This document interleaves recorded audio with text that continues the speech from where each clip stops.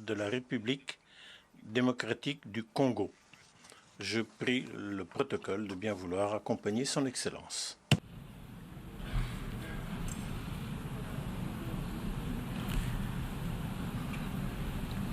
On behalf of the General Assembly, Au nom de l'Assemblée générale, j'ai l'honneur de souhaiter la bienvenue à son Excellence Félix Antoine Tshisekedi Tshilombo, président de la République démocratique du Congo, et je l'invite à s'adresser à l'Assemblée. Excellence, à vous. président de l'Assemblée générale des Nations unies, Excellences, Mesdames et Messieurs les chefs d'État et de gouvernement, Monsieur le secrétaire général des Nations unies, Mesdames et Messieurs les chefs de délégation,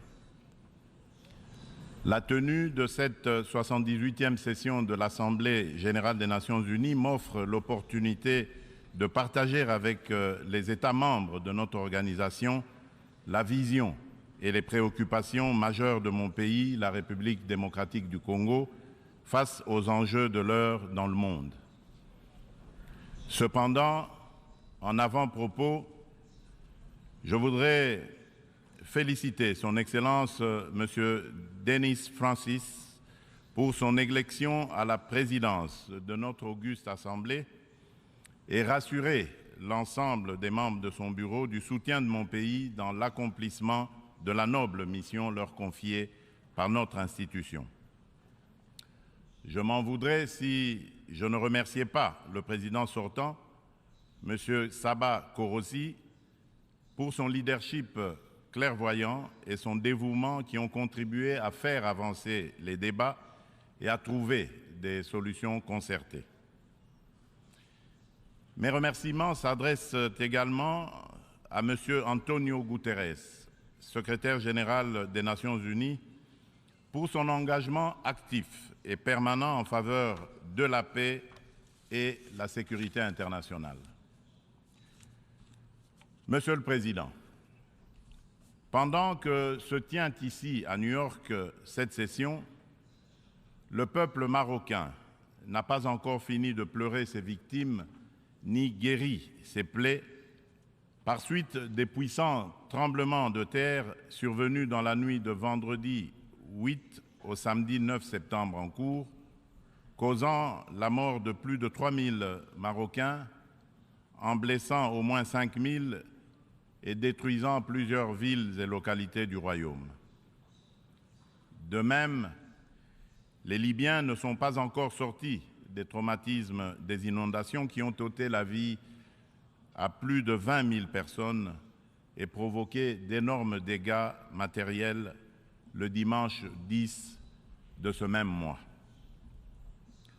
Le peuple congolais salue la mobilisation de la communauté internationale pour secourir ces peuples frères du Royaume du Maroc et de la Libye. Il leur exprime toute sa compassion et sa solidarité et souhaite une prompte guérison à tous les blessés de ces deux calamités naturelles. Monsieur le Président, au-delà de déplorer ces calamités naturelles, l'actuelle session de l'Assemblée générale se tient à une période exceptionnelle de notre histoire où le monde est confronté à des situations graves qui menacent l'existence même de la nature humaine. À la guerre en Ukraine, qui entraîne la crise alimentaire, marquée par une flambée des prix et une pénurie de denrées de première nécessité, s'ajoute l'aggravation des effets du réchauffement climatique, des conflits armés qui continuent à faire rage ci et là. Ces crises qui se renforcent mutuellement mettent au défi le système multilatéral et la coopération internationale. Or, maintenir la paix et la sécurité internationale, garantir la justice et les droits humains, favoriser le progrès social, instaurer les meilleures conditions de vie, sont en effet des vœux unanimes et intemporels de tous les peuples du monde qui doivent par conséquent demeurer au centre de notre action collective suivant une approche réellement multilatérale et inclusive. Nous sommes interpellés à travailler ensemble en vue de répondre à ces défis qui sont de portée existentielle.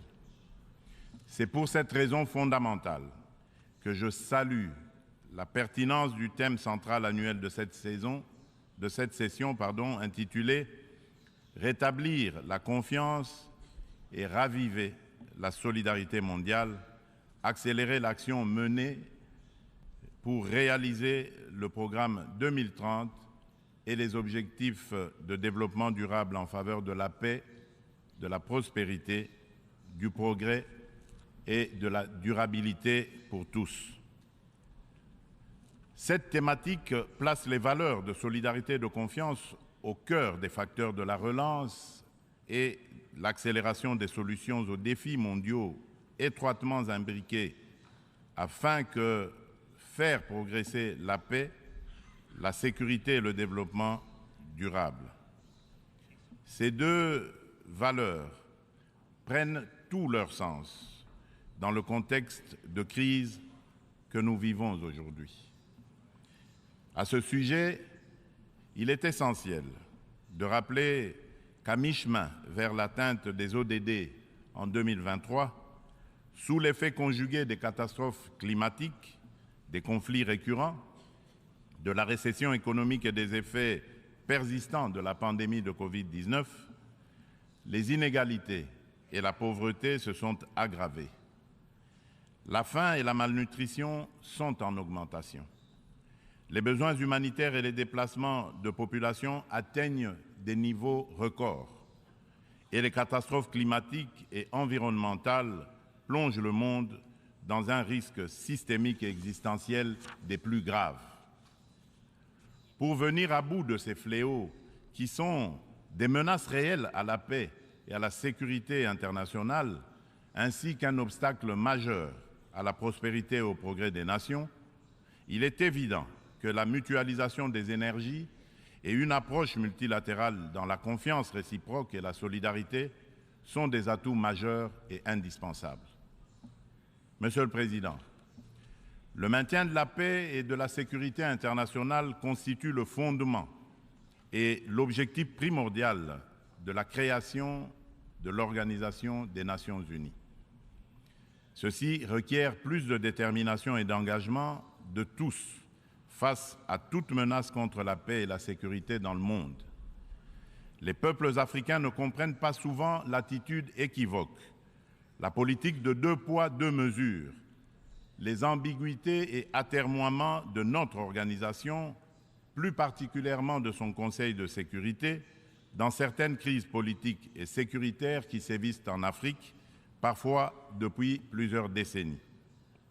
C'est le cas notamment de la crise oubliée du Sahara occidental qui déchire 2 pays frères, l'Algérie et le Royaume du Maroc, et dure depuis plusieurs décennies. C'est aussi le cas de celui du Mozambique, victime d'attaques terroristes meurtrières depuis environ une décennie dans la province de Cabo Delgado. C'est la situation en Afrique de l'Ouest, dans la région sahélo-saharienne, où les troupes des Nations Unies se retirent, laissant derrière elles le souvenir de l'inachevé, alors qu'elles incarnaient tous les espoirs de libération des peuples des pays concernés des griffes du djihadisme. La République du Soudan n'en fait pas exception. Elle s'enlise dans une guerre civile meurtrière, opposant depuis l'année dernière les militaires fidèles au président Abdel Fattah al-Burhan aux forces paramilitaires de soutien rapide qui sont sous le commandement du général Mohamed Hamdani Dagalo. Cette guerre a déjà causé beaucoup de morts et d'importants dégâts matériels. La communauté internationale est quasiment indifférente à la tragédie soudanaise.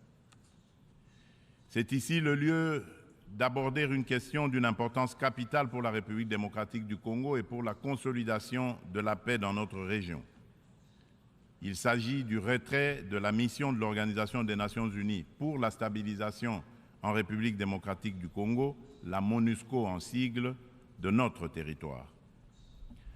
Après plus de 2 décennies de présence, il est temps pour notre pays de prendre pleinement son destin en main et de devenir le principal acteur de sa propre stabilité. Nous sommes reconnaissants envers la communauté internationale et les Nations Unies pour leur soutien et leur partenariat, mais nous sommes également conscients que le retrait progressif de la MONUSCO est une étape nécessaire pour consolider le progrès que nous avons déjà réalisé. Cependant, il est à déplorer que les missions de maintien de la paix déployées sous une forme ou sous une autre, depuis 25 ans en République démocratique du Congo, n'aient pas réussi à faire face aux rébellions et conflits armés qui déchirent ce pays et la région des Grands Lacs, ni à protéger les populations civiles. Aussi, le projet de retrait échelonné, responsable et durable de la MONUSCO, annoncé depuis 2018 et dont le plan de transition a été adopté en 2021, devient-il anachronique au regard de l'évolution des contingences politiques, sécuritaires et sociales actuelles. Il est donc illusoire et contre-productif de continuer à s'accrocher au maintien de la MONUSCO pour restaurer la paix en République démocratique du Congo et stabiliser celle-ci. Par ailleurs, l'accélération du retrait de la MONUSCO devient une nécessité impérieuse pour apaiser les tensions entre cette dernière et nos concitoyens. Il est temps pour mon pays d'explorer de nouveaux mécanismes de collaboration stratégique avec les Nations Unies, davantage en phase avec nos réalités actuelles. C'est pourquoi, en ma qualité de garant constitutionnel de l'intégrité territoriale, de la souveraineté et de l'indépendance de mon pays, de la bonne tenue de notre nation ainsi que du bien-être de mes concitoyens, j'ai instruit le gouvernement de la République d'entamer des discussions avec les autorités onusiennes pour un retrait accéléré de la MONUSCO de la République démocratique du Congo, en ramenant le début de ce retrait progressif de décembre 2024 à décembre 2023. Tel est le sens de la démarche actuelle de notre gouvernement, qui a adressé un courrier au président du Conseil de sécurité des Nations Unies en date du 1er septembre 2023, sollicitant l'accélération du retrait de la MONUSCO. En sus du retrait accéléré de la MONUSCO, la République démocratique du Congo réitère sa demande au Conseil de sécurité de l'ONU de sanctionner toute personne physique et morale reconnue comme auteur, co-auteur et complice, matériel et intellectuel des crimes de guerre et contre l'humanité, ainsi que des violations graves des droits de l'homme, du droit international et de la Charte des Nations Unies sur le territoire congolais. Il est injuste et inadmissible que des personnes citées comme responsables des crimes graves susmentionnés dans les différents rapports des experts de l'ONU elle-même sur la situation sécuritaire en République démocratique du Congo restent impunis dans le silence total de notre organisation et de ses membres qui placent pourtant la lutte contre l'impunité parmi leurs priorités en matière de gouvernance interne et externe. À ce sujet, le gouvernement de la République démocratique du Congo salue chaleureusement les sanctions que vient d'infliger le gouvernement des États-Unis d'Amérique au Rwanda pour son soutien au groupe terroriste du M23 et à un de ses hauts responsables impliqués dans les aventures criminelles au Congo.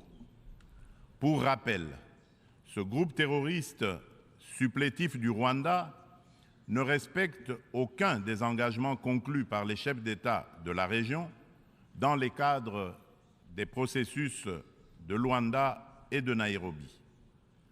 En effet, non seulement ils n'ont pas quitté les positions conquises, mais ils continuent à massacrer nos populations civiles et refusent le précantonnement et le cantonnement, exigeant un dialogue qui ne leur sera jamais accordé. La République démocratique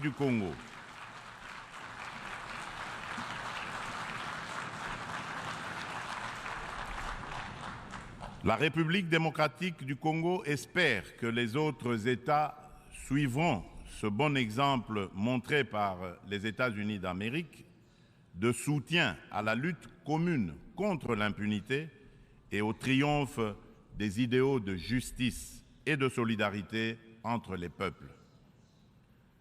Le gouvernement congolais attend de la prochaine réunion du Conseil de sécurité qu'il accorde une attention toute particulière à sa requête et qu'il soit constructif dans la gestion du processus délicat et laborieux de paix dans notre pays.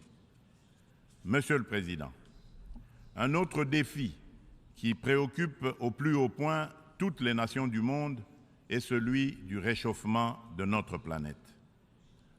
Point n'est encore besoin de rappeler que l'augmentation de la température depuis quelques décennies affecte la vie de toute l'humanité et nous préoccupe tous.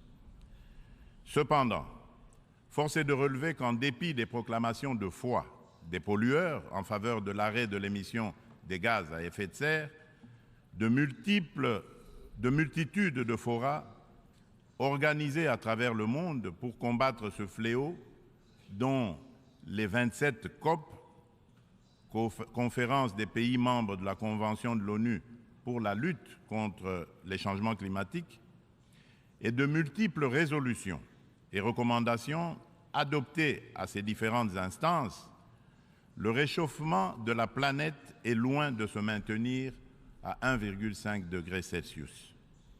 Bien au contraire, à la COP 27 tenue à Sharm el-Sheikh, en Égypte cette année, des inquiétudes se sont manifestées sur une tendance à la hausse de cette température. Ce constat peu rassurant appelle sans doute à la revisitation de nos approches et des politiques adoptées.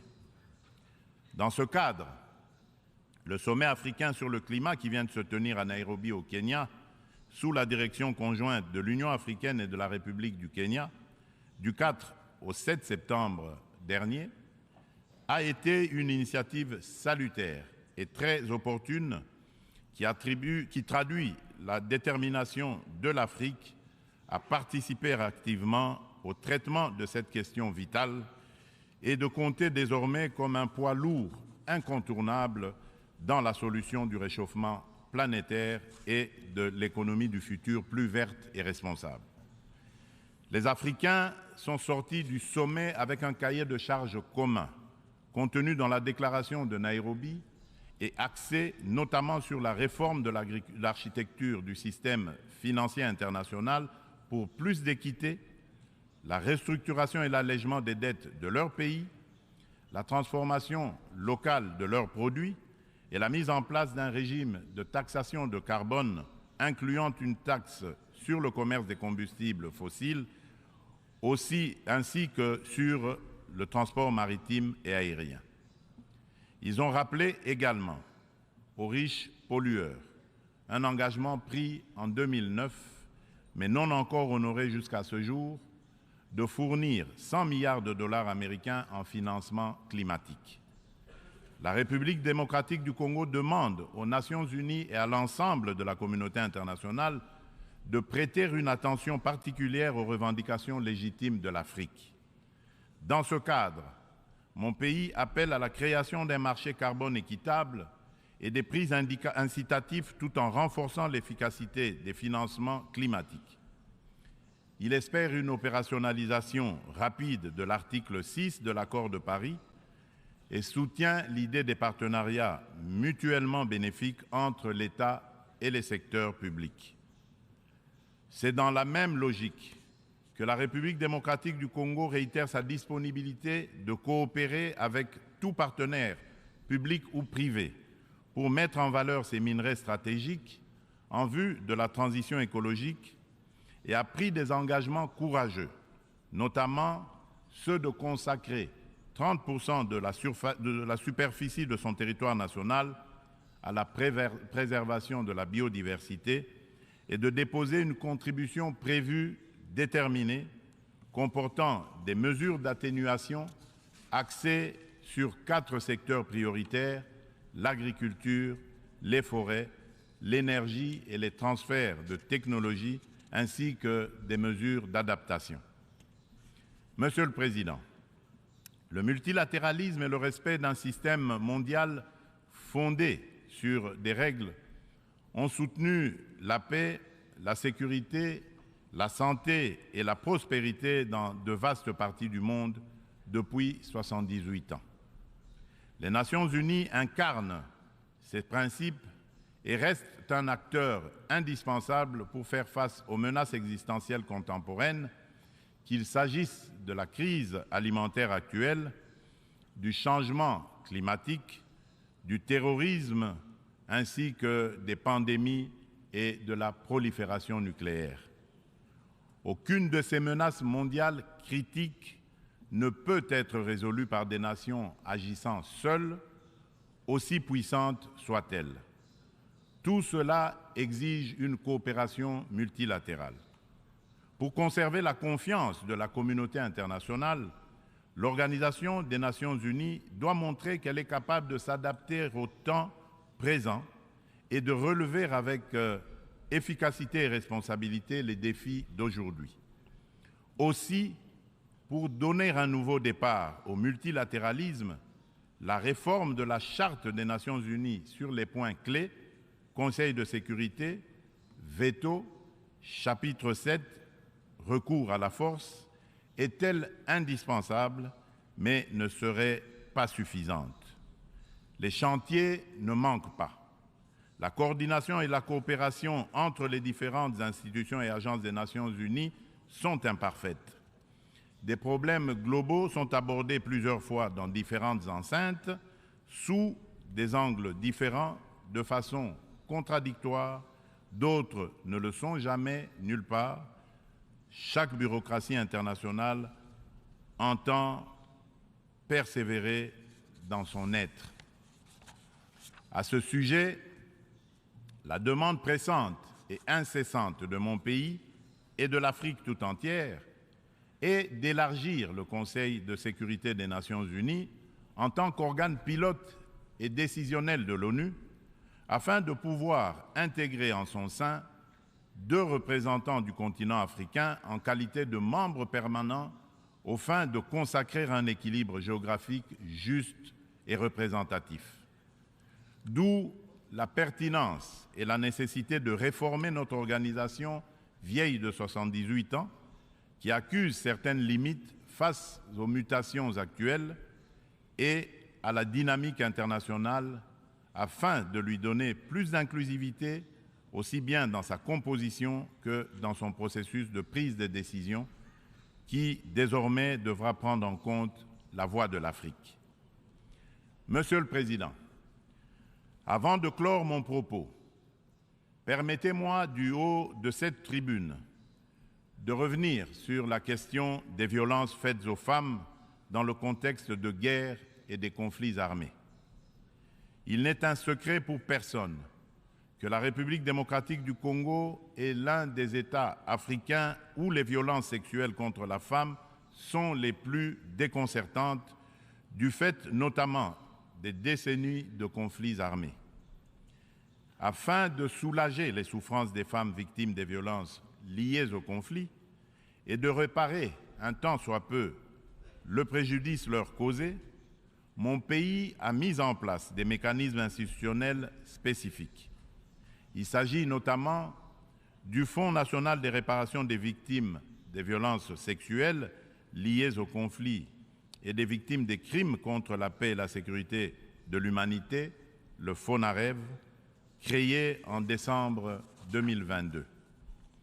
Dans le prolongement de ces initiatives de protection et de promotion de la femme, la République démocratique du Congo s'emploie inlassablement à changer le regard des hommes sur les femmes, notamment en bannissant les structures sociétales qui créent des barrières à l'épanouissement de la femme, ainsi que les dynamiques de pouvoir qui sous-tendent les relations hommes-femmes. En effet, les compétences et les ressources données aux femmes ne suffisent pas à elles seules pour changer leurs conditions. Il est indispensable, en plus, de changer les dynamiques sociales au sein des couples, des familles et des communautés. C'est tout le sens du projet de promotion de la masculinité positive que j'avais initié depuis le début de mon mandat à la tête de l'Union africaine.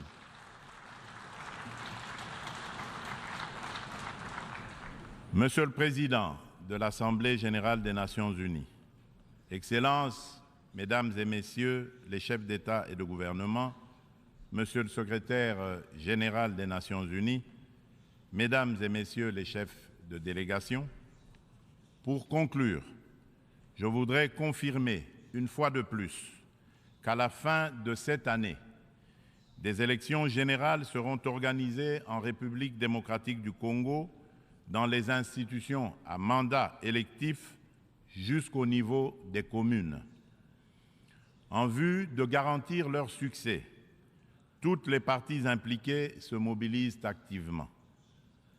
La Commission électorale nationale indépendante, la CENI, a déjà convoqué le corps électoral et publié les listes des candidats pour les législatives nationales et provinciales ainsi que les municipales.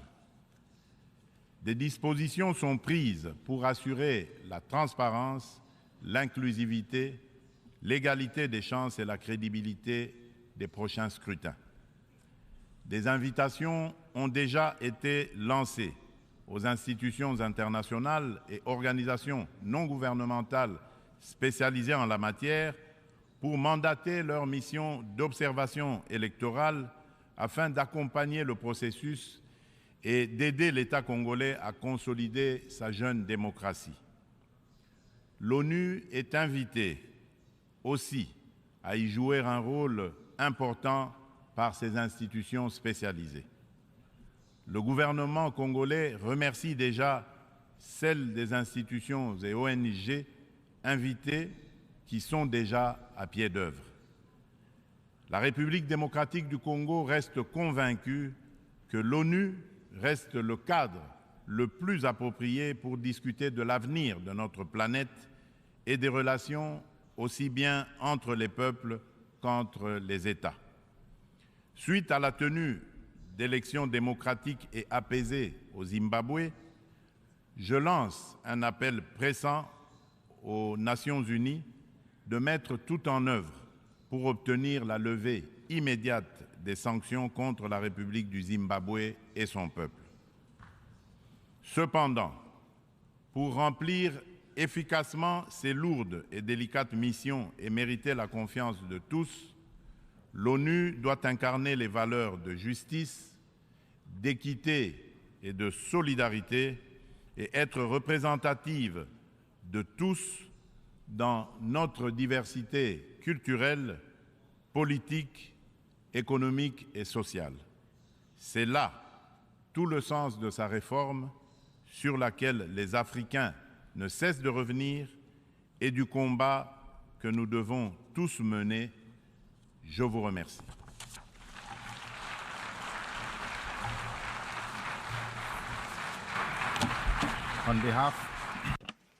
Au nom de l'Assemblée, je tiens à remercier le président de la République démocratique du Congo de l'allocution qu'il vient de prononcer. Je prie le protocole de bien vouloir son Excellence. L'Assemblée va entendre une allocution de Sa Majesté